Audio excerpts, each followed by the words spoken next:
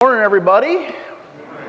I am so thankful and grateful that you've chosen to spend your weekend here with us at Burnside. Listen, I know, and sometimes we take it for granted sometimes, but today I'm very much aware you could have chosen to do 1,000 other things this weekend. You could have chosen to be at a different church this weekend. You've chosen to spend it here with us, and I'm thankful and grateful for that. And I hope you're glad that you're here today as well. Open up your Bibles, if you would, to John's Gospel, chapter 9. Lord willing, we're going to be finishing out all of John chapter 9 today. And this sermon is actually a continuation from last Sunday's sermon. But don't worry, if you missed last Sunday, I'm going to try my best to catch you up so you're right on the same page and we can finish out the rest of the chapter without skipping a beat here today. In John chapter 9, as it opens, Jesus and his disciples are passing by a man who was blind. And he's been blind since the day he was born. Not just hard of seeing, can't see a thing. And that gives it opens up a door for a conversation to take place. And his disciples asked Jesus, hey, what's going on in this man's life? What caused him to be blind? It's interesting too in John chapter 9, this man's identity, he's simply known as the blind man. That's his identity. That's how he's known. We don't know his name. No mention of his name at all. He's just simply known as the blind man. But that's about to change because God is working in this man's life. The title of this morning's sermon is Seeing God Work, Part 2. And the entire summary of the sermon this morning can be summed up by a simple question, which is, are you able to see God working in your life? Because He is working, and I want you to understand that this morning. God is working in your life, and you're like, well, why can't I see it? And the reason that you're having trouble seeing God working in your life is because we are blind, sort of like that blind man. Where his was a physical ailment, the reason we can't see God working in our lives is because we're spiritually blind. And we've talking a little bit this morning about how to see God working in our life. Because there's 5 things to do in order if you want to see God working in your life. And we covered 3 of the 5 last week. And so quickly in review, we said last week you need to clean your glasses. That narrow thinking blocks our vision. And we said that sometimes our narrow thinking is such that we put God in a box and we want to contain Him and we want to confine Him, and so we put Him in this box with the misunderstanding of this is how God works. That this is only how God works. And I'm going to let Him work either A or B, but this is how God works. And we try to put God in a box. His disciples were trying to do that. Who sinned? This man or his parents? Because we know this is how it works, God. We know this is how life functions. And they were trying to put God in a box. But Jesus answers with something that is just amazing and remarkable in verse 3. He reminds us that there is purpose in pain. And He says, it's neither that this man sinned nor that his parents sinned. But the reason this guy's blind is so that you can see God's work in him. That's amazing. And sometimes our pain blinds us, doesn't it? It prevents us from seeing God work because, man, the pain is so acute, it's so sharp, and it hurts that all we can focus on, all that we can see is the pain.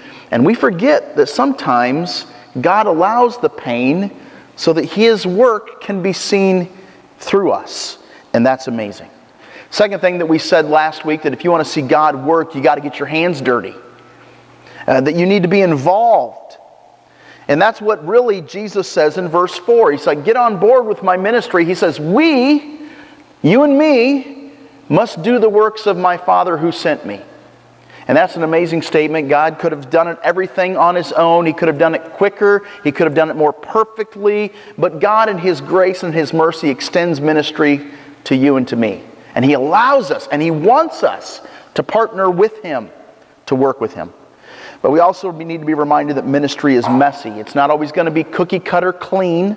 It's going to be messy at times. And in verse 6, we see that Jesus heals the blind man. And how does he do it? Well, he spits in the ground and he works the dirt with his hands and he creates a mud pie and he scoops it up and he places it on the eyes of the man who's blind. And then that's not where the miracle ends, though. Jesus commands this man to go do his part, to go wash, to go to Siloam and wash so that you can see. And so he does that in verse 7. Last week we said the final way that if you want to see God working in your life is that sometimes you just need to shut your mouth. Because careless words blurs our vision. And I want to take just a few moments to elaborate on this point because of time constraints last week. We didn't get to flesh this out very much. So this man who was known by his blindness is now healed. His eyes are open, and God gave him a new identity. As a matter of fact, if he was a singer, I think his singer's name, the name of his band would be The Man Formerly Known as Blind. And God is awesome. But all these religious leaders want to kind of try to explain it away. They kind of want to investigate it and talk about how it couldn't happen and why it was proven false. And if you look there in verses 8 through 12, the religious leaders are questioning everybody involved. And they're trying to get down to the bottom of what has happened so they can explain it away. So they can say to themselves, God didn't do this. A blasphemer did this. Jesus the blasphemer did this, not God. And if you notice there, the blind man said, the Jews said to the blind man, where is he? And he responded, how am I supposed to know? I've only been seeing for like 15 minutes. I don't even know what he looks like. And there's 5 ways that I want to point out to you that our words sometimes work against God's work. Because this is an ailment that I believe is plaguing churches. Careless words. First of all, there are skeptical words. We doubt the possibility. We doubt the possibility that God is mighty, that God is powerful, and we think to ourselves, well, that couldn't happen. She's not going to change. This is never going to improve. Can I just tell you, be careful about what you say. Did you know that Jesus in Matthew chapter 15, verse 38, couldn't do any miracles in this one location because of why? Their unbelief, their skepticism. Second category of words that work against God's work are critical words. We doubt the people. We get negative and we badmouth the person. And I think that this has become more prevalent in our culture today because of social media. Social media has turned a lot of people into internet tough guys. That we would say things on a social media, on someone's page, and a comment to them that we would never dare say to their face. And that should never be said to their face. And I just want to impress upon you the importance of choosing your words carefully. Third category of words that work against God's work are cynical words. We doubt people's hearts. And we jump to conclusions concerning a person's motives. Well, I know why they said that, and I know why he's doing that, and I really know what she's after. Really? Are you now like God who knows the intentions of people's hearts and can read minds? Be careful about your cynical words. And then let's not forget about complaining words, where we doubt the effectiveness of a decision. Oh, that's never going to work. Why did they ever decide to do that? That's a dumb decision. Hey, have you ever been driving somewhere and you had someone in the back seat telling you how you should drive? How annoying is that? Because the person in the back seat is trying to control the vehicle and they have no part in how the vehicle is operating. But they think that they know best. And that's a lot of times how complaining words come out.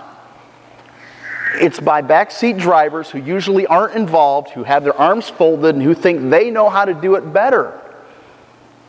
And it doesn't go anywhere good. As a matter of fact, in the book of Numbers, you remember that whole story, don't you? As the children of Israel coming out of Egypt, and they're complaining against Moses, and they're complaining to God. Their complaining is described as murmuring.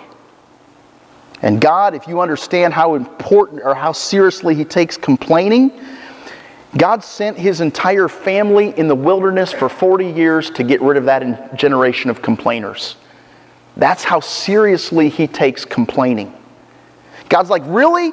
I did all of this for you, and you're running your mouth about one or two things that aren't the way that you'd like them to be? You want to see me working? Try closing your mouth.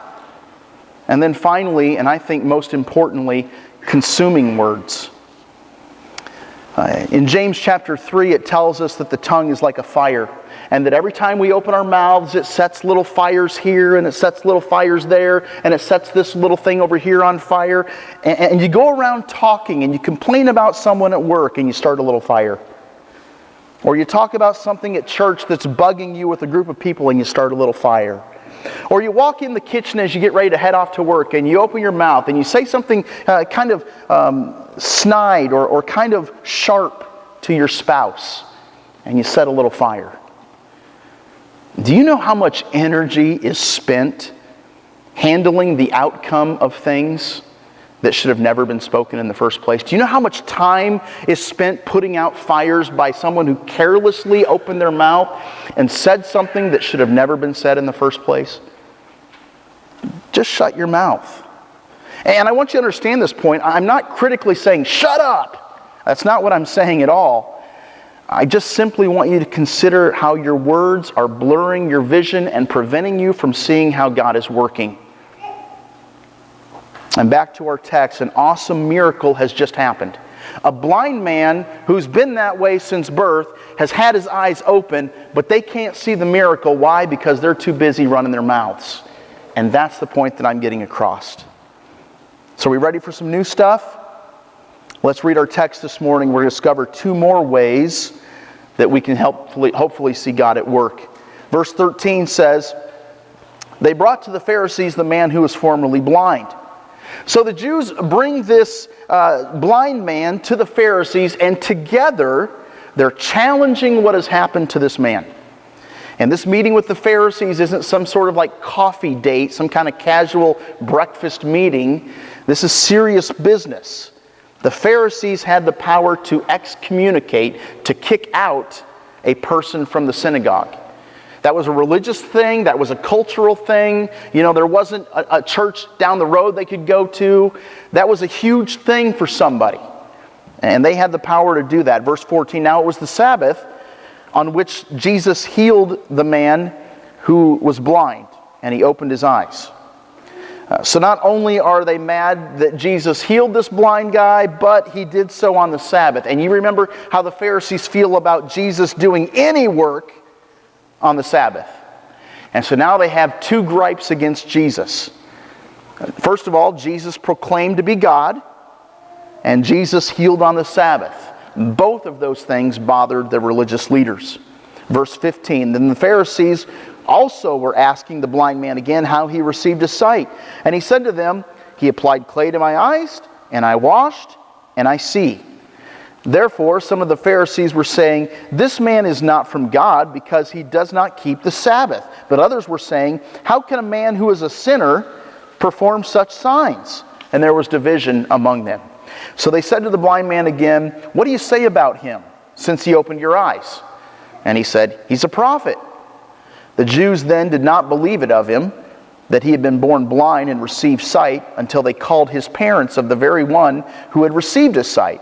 And they questioned them, saying, 'Is this your son, who you say was born blind? Then how does he see now?' His parents answered them and said, 'We know that this is our son, and we know that he was born blind. But how he now sees, we do not know, or who opened his eyes, we do not know. But ask him. He's of age. He can speak for himself.'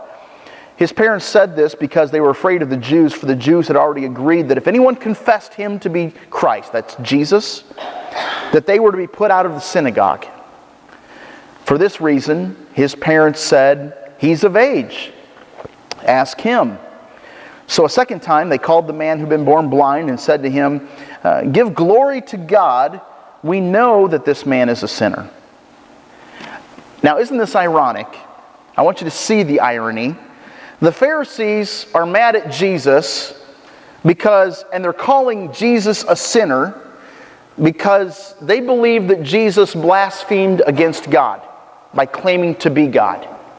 But here in this moment, in verse 24, the Pharisees are the ones who are blaspheming God because they're calling God a sinner. Do you see the irony here?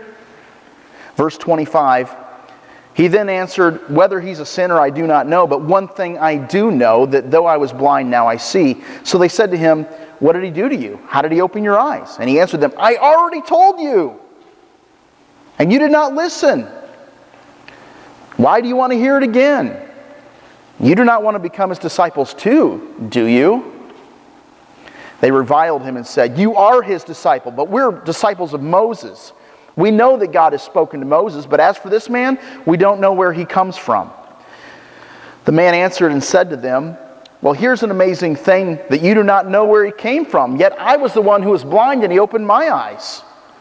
We know that God does not hear sinners, but if anyone is God-fearing and does his will, he hears him. Since the beginning of time, it has never been heard that anyone opened the eyes of a person born blind.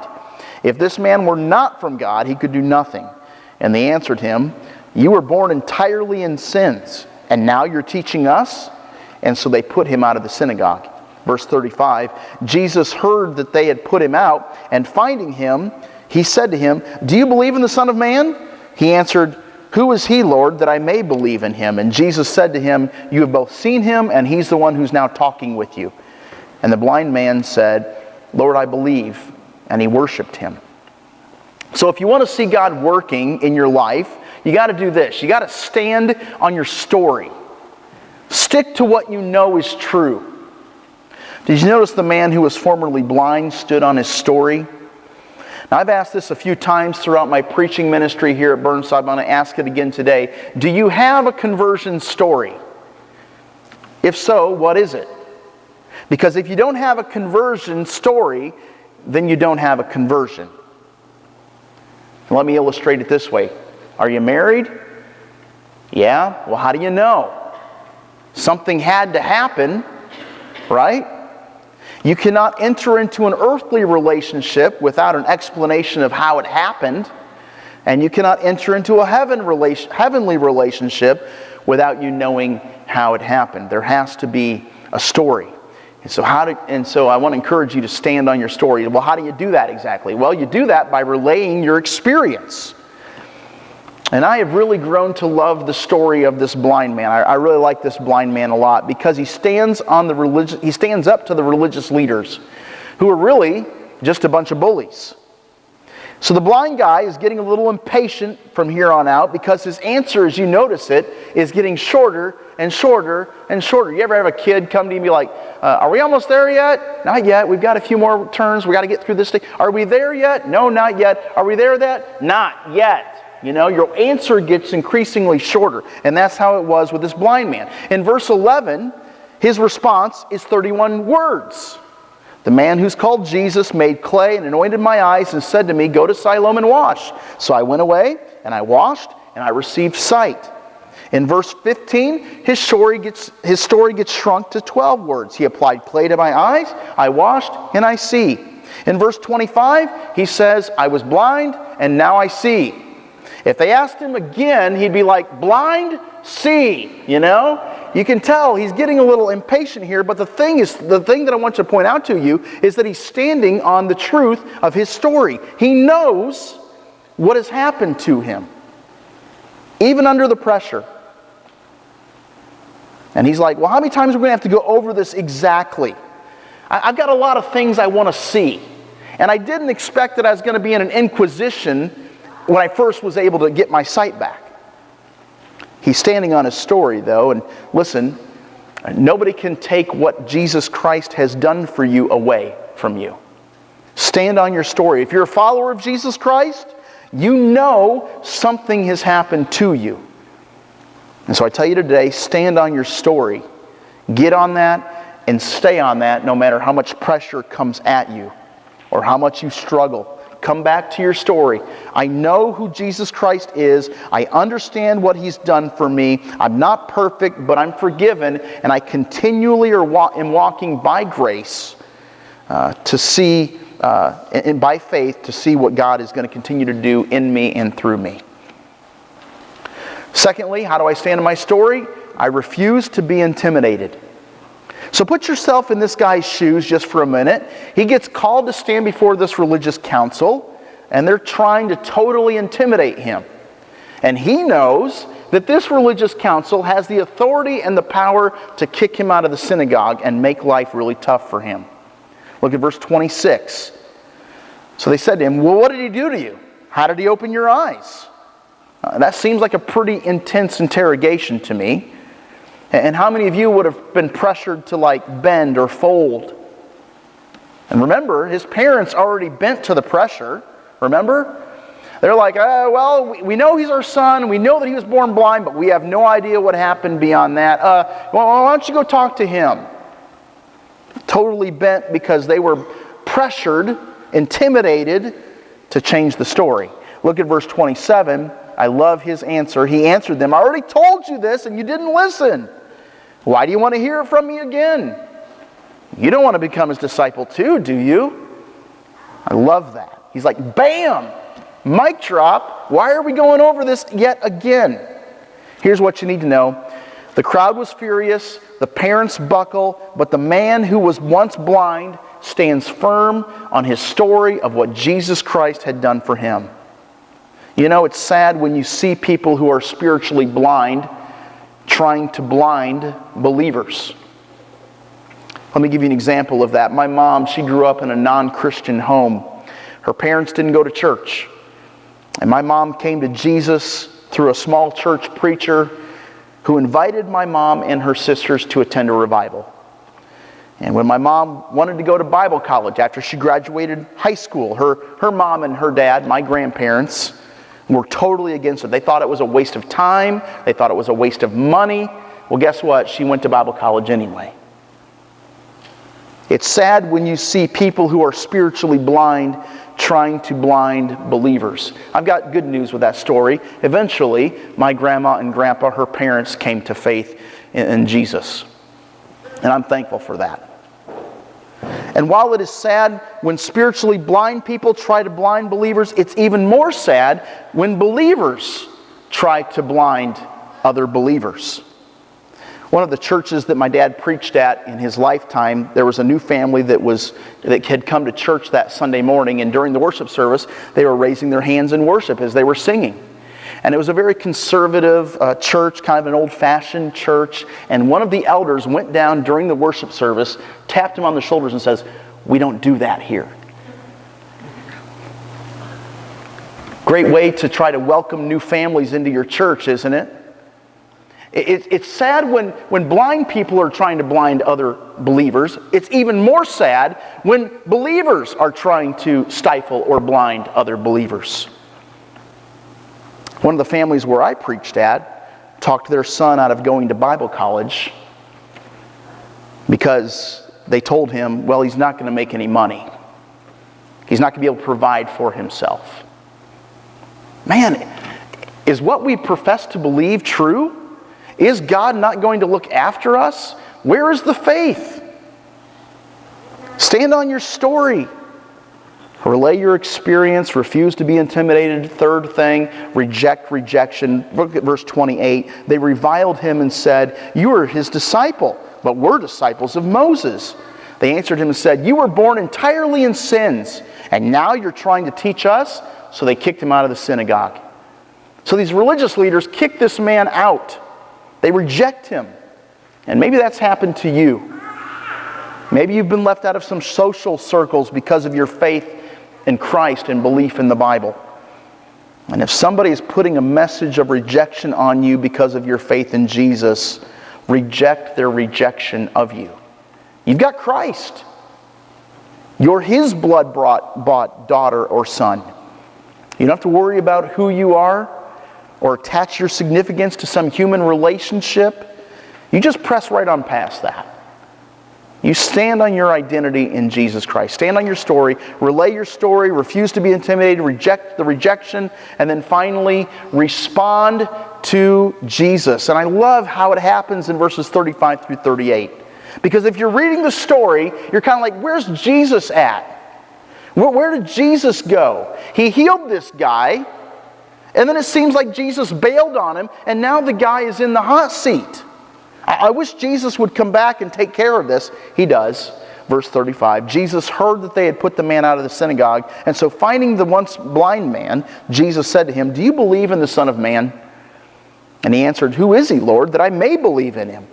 And Jesus said to him, "You have both seen him, and he is the one who's talking with you now." And he said, "Lord, I believe." And he worshiped him. I want you to kind of notice the progression of this man's faith. How it happens all throughout chapter 9. In verse 11, the blind man refers to Jesus as the man named Jesus. In verse 17, this man describes Jesus as a prophet. In verse 33, the blind man concludes that Jesus is of God. And now here, in these verses, he says, "Lord, I believe." That's his story. That's his moment. He knew Christ had an effect on him, but he never submitted his life to him. Isn't that awesome? To see how God is working in this man's life. And if you want to see God working in your life, you got to clean your glasses, you got to get your hands dirty, you got to shut your mouth, you got to stand on your story, and finally and very quickly, if you want to see God working in your life, you got to humble your heart. Finishing out our text this morning in verses 34 and then 39 through 41, you can kind of see pride lurking beneath the surface in our story. And pride is so sneaky. It's sinister. Because you may not even realize that you're prideful. But pride causes you to be blind faster than anything else. And the religious leaders were so full of pride, it was causing them to be blind. Don't miss it here. It starts off in verse 34, and they're like, "Who are you to tell us anything? We're the religious elite. You were born in sins." Now you have to keep in mind this was a false view. Jesus already clarified it, that this man was not born in sin, and that it wasn't the fault of his parents that was causing him to be blind. Okay? It wasn't either of those things, but these religious leaders thought they knew better. And they were just so prideful. And then in verse 40, you can see more of their pride when they say of Jesus, "We're not blind too, are we?" You see, the Pharisees and the religious leaders were like, "We see everything, we know everything, there's nothing that we don't know." And Jesus responds in verse 41 and says, "If you were blind, you would have no sin. But since you say, 'We see,' your sin remains." What does that mean? That seems like it's a riddle, right? It's not a riddle. What Jesus is saying is this: if you recognized your blindness, I could forgive you. We've all got blind spots. There's all things in our life that we can't see that needs to be fixed, that needs to be improved, that we are oblivious to. We think we're perfect. We've all got blind spots. And what the Pharisees are saying, I got no blind spots. I can see perfectly. I'm perfect. And what Jesus is saying, he's saying, if you recognize that you were imperfect, if you were blind in some areas, I could forgive you. And that sin could be taken away from you. But because you say, "We see," you won't admit your blindness, your guilt remains. I can't forgive you if you don't think you need to be forgiven, is what Jesus is saying. Do you see how pride blinds us? And so as we get ready to conclude our time together in God's Word, I want to ask you this question: is God working in your life? Can you see it? I want to invite the praise band to come forward, and as they're coming, we're going to have a time of decision. And the question that we want you to wrestle with this morning is, has God done His greatest work in your life? Well, what is the greatest work that God will ever do in your life? The greatest work that God will ever do in your life is to save you from an eternity spent in hell. That's the greatest work that He will ever accomplish in your life. And if you have it, and you take it for granted, man, God forgive us. If you don't have it, if you're blind, your eyes can soon be open. Let's stand together and let's have this time of decision. And if you've got a decision that needs to be made, would you come forward and proclaim that to us as we sing this time of decision?